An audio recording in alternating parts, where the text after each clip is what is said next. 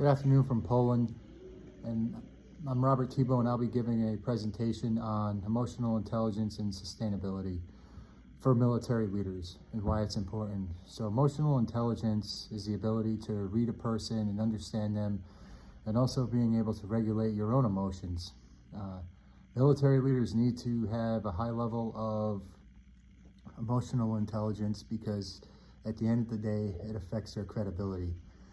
If a leader were to lose their mind for every little thing that went wrong or didn't go their way, they would lose a lot of credibility, which would degrade their team and erode the cohesiveness that is needed for mission success.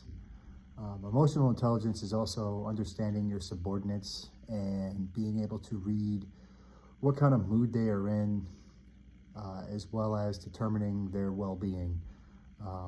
Being able to determine if a soldier is having a bad day, being able to read that on their face, or if a soldier comes in and they're really lethargic and they're normally outgoing and they're not, being able to diagnose that and get to the root of the problem. Moving on to sustainability, how does this tie into emotional intelligence? Well, military leaders need to have a level of emotional intelligence to determine what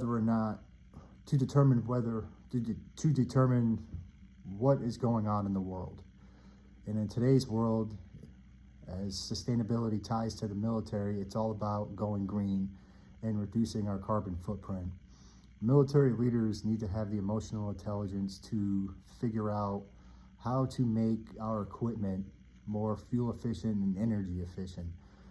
The Army, or the military in general, has aircraft, wheeled vehicles, sea vessels, and power generation equipment that is not energy efficient at all. It runs on diesel fuel that is not protected by, or that does not, and the exhaust fumes do not go through what is called a selective catalytic converter, or selective catalytic reduction, I'm sorry. So military leaders have to have the awareness of what's going on around them in the world to effectively make those changes at the highest echelons of modernization.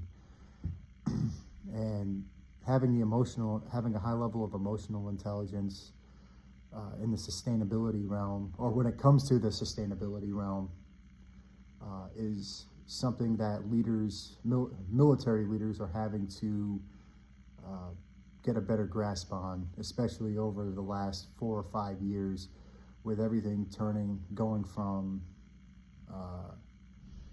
fossil-based fuel to more of an electric-based. And that concludes my presentation. Thank you.